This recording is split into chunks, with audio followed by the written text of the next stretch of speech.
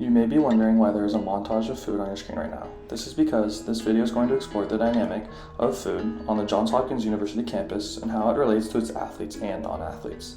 This ethnographic video will utilize the research tools we learned in class to accurately represent this dynamic and how it impacts daily life. Before we begin, it's important to discuss the positionality of the researchers. Joey and Austin are baseball and basketball players respectively at Johns Hopkins, while Yvonne and Sophia are non-athletes at the school. Okay, so here is the first dining hall option at Johns Hopkins. This is Hopkins Cafe. So as we're walking in, all the fried food options are immediately to your right and left when you walk in, making it super accessible and an easy option to grab. As we continue to walk further into the lines, you're able to see the salad bar, which is at the very back. In Nolan's Cafe, the layout is very similar, as all of the fried foods are on the left and at the very beginning of the entrance, while the salad bar and the fruit area, as well as the omelet station, are at the very back, making it hard to get to and difficult for someone to grab those items, which are generally on the healthier side. Here at Charles Street Market, which is generally one of the more healthy options on campus, there's a lot of fruit and protein accessible options. For our overview of food consumed by athletes and their thought process behind these choices, we conducted desk research to see the relationship between thought and food choice. Through our research, we saw that foods chosen by athletes are picked with a set reason, i.e. benefiting performance, muscle recovery, vitamins, etc. Some foods were also avoided to improve energy. The studies viewed also showed how actively choosing their food benefits the athlete's health, for example, supplying the body with glucose with a carbohydrate-heavy diet. As a part of our data collection, we conducted a pile sorting activity with 5 non-athletes and athletes each, where they categorized typical foods found in JHU dining halls based on taste and their healthiness. For the non-athletes, they were less picky over their choices and tastes and generally liked the chosen healthier foods more than the athletes. For the athletes, they were pickier with what they ate and the taste correlated with what they ate.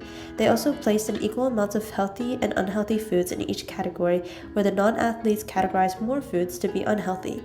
Generally, unhealthy foods were seen as more delicious by both parties, and foods specified were either more carb-focused or dessert, i.e. fries and sweets.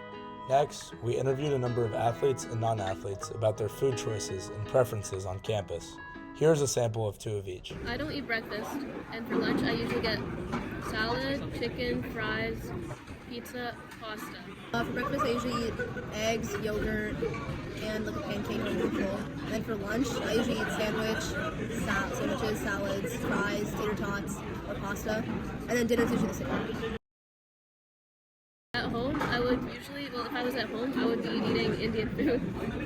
I would say the quality here is better than my high school food, but the quality at home is better than my here food. The quality of food at home is definitely better than here. No, I feel ill. No. It makes me feel very lethargic. Food, I know I get sad when I see the food sometimes. It's just like not good. All right, Paul, so as an athlete, what do you normally look for in a meal? I usually try to get a meal that's high in protein, with a little bit of carbs, and I also like to eat some fruits and veggies with every meal. Okay, and so what are you getting today for food? Today I'm gonna get fried chicken and mashed potatoes, and I'll probably get some fruit too. Thank you, Paul.